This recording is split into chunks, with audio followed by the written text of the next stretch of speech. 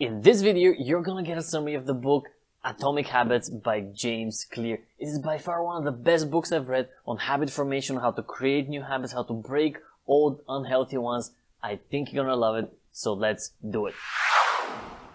A large portion of your daily actions are driven by your automatic habits. Habits that have been formed through repetition over the course of your entire life. And naturally, there are healthy and productive habits that serve you and negative ones that work against you. In either case, you are what you repeatedly do, so you owe it to yourself to deepen your understanding of habits, how they work, how they're formed and broken, and how you can use them to create the best version of yourself. This is what Atomic Habits is all about, showing you how small adjustments can lead to a massive transformation in your life.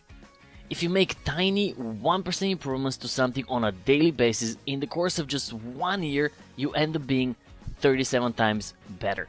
Now that's huge. Imagine 37 times better health, or 37 times better finances, or relationships.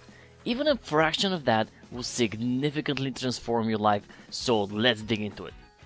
But before we get to how successfully form new habits, let's talk about your understanding of what success means.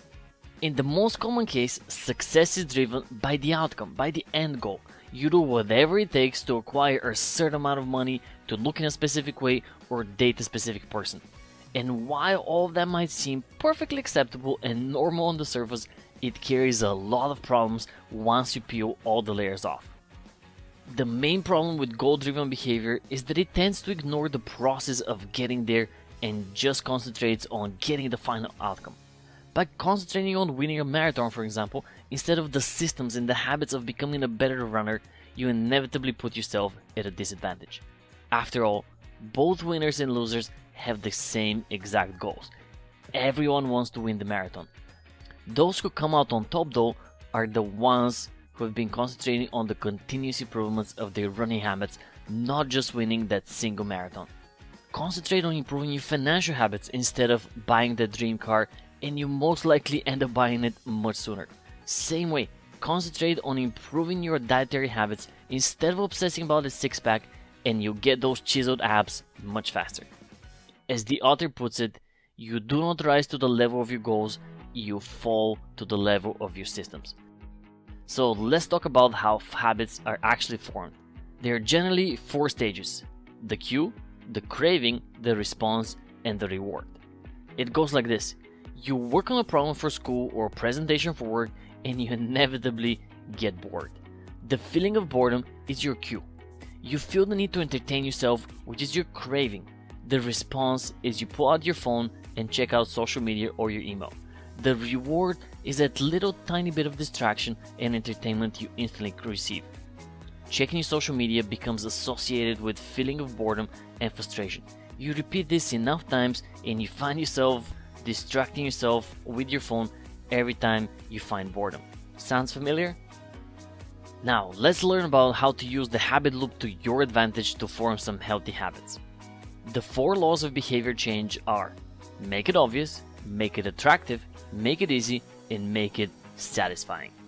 You start by making the cue obvious.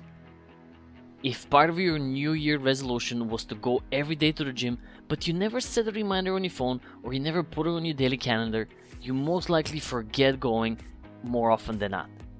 If you make that cue, that first step, super obvious, you stand a much higher chance of ending up at the gym. And the easiest way of making that cue obvious is a strategy called habit stacking.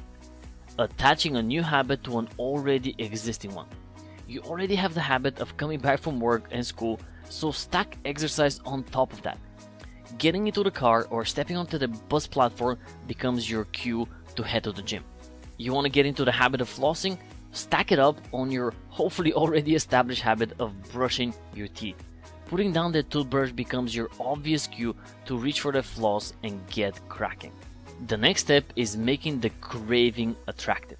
If the craving is not attractive enough, you have no motivation to engage in the wanted behavior. If going to the gym feels like a punishment, why bother? An effective tactic to use in this stage is something called temptation bundling.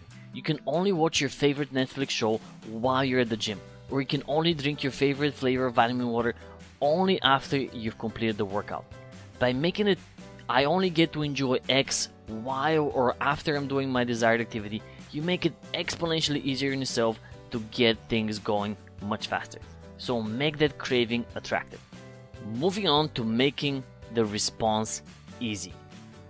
If going to the gym requires you fight immense traffic, then you find parking, then you find a locker, then you change, then you book an elliptical machine, then you figure out the settings, and only then you get to actually exercise, you might be fighting an uphill battle.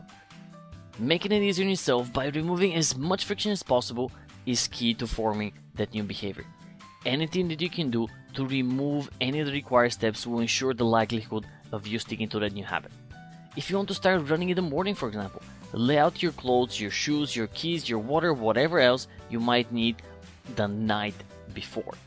This way, in the morning, you just need to roll out of bed, right into your running shoes, and by the time your brain has the time to say, "Oh my god, this is too hard, go back to bed," it will be drowned by the sound of your sneakers hitting the pavement. Making it easy also means not setting your goals extremely high. Instead of setting the expectation to run 20 minutes, set it up for 2 minutes. Instead of flossing all your teeth, set the expectation to floss only one. It sounds silly, but chances are that you'll do way more than that once you engage in the behavior. But overcoming that initial obstacles is usually the hardest, so set the goals low enough to actually set yourself up for success. And finally, make the reward satisfying. The easiest way to do this is to use reinforcements. Keep track of your successfully completed habits in a chart, in a calendar, your favorite habit tracker, it does not matter. When you visually see your accomplishment, you'll be motivated to continue acting in the same manner. Seeing your progress reinforces your identity of being someone who's healthy or someone who makes good financial decisions. And identity is the cherry on top of your behavior changing cake of awesomeness. It is that final and deepest layer of habit formation. If you believe you're a healthy person, your habits, processes, and outcomes will absolutely follow. Your goal is not to run 60 miles, but become a runner. It is not to read 100 pages of a book, but become a reader. The goal is not to quit cigarettes, but not to be a smoker. These might seem like little subtle differences, but they will completely alter the way you think and how and which habits you form. And now you know how to form new healthy and sustainable habits. Make the cue obvious, make the craving rewarding, make the response easy, make the reward attractive, and you'll be on your way in no time. Now, let's talk about how you can put all this knowledge to use for yourself. Hey, welcome back. So that was James Clear and Atomic Habits. As you can see, a phenomenal book with a lot of information. Now, how do you get to use it for yourself? Well, the easiest and most practical way for me is for you to figure out your current habits. Basically, to keep a habit scorecard. Because if you're not aware of your habits, whether they're the productive ones or unproductive ones, there is no way to change them. And the thing about habits, they're automatic. That's the whole point. It's automatic, it's subconscious. So you need to bring your awareness all the way out so you can figure out what the habits are before you can change them, eliminate them, improve on them, whatever the case is in your situation. So, habit scorecard. As you go through your day, whether it's at work or in your personal life, I want you to keep track of two things. One, the cues, and two, the rewards. As a reminder, the cues can be something like a smell, or a conversation, or a location. It's something that triggers your brain to look for a certain type of reward. Maybe every single time you open the fridge, you look for a cookie, or for something unhealthy. Or every single time you get bored, you pull out your phone. Boredom is the cue, pulling out your phone is the reward. Figure out what the cues are, figure out what the rewards are, and then review your scorecard. You're gonna see a lot of unhealthy habits, you're gonna see a lot of healthy habits. And once you see all of this, armed with this information, you can make decisions. You can make decisions to improve your life based on the framework of Atomic Habits. But it all starts with awareness. Cues, rewards, keep a habit scorecard, maybe for a few days. It doesn't take, you don't have to do it for months upon months. Do it for a few days, review the results, you'll be blown away because it's gonna give you a better view of yourself. I know it sounds a little bit weird, but do it, trust me on it, do it, and you're gonna be blown away.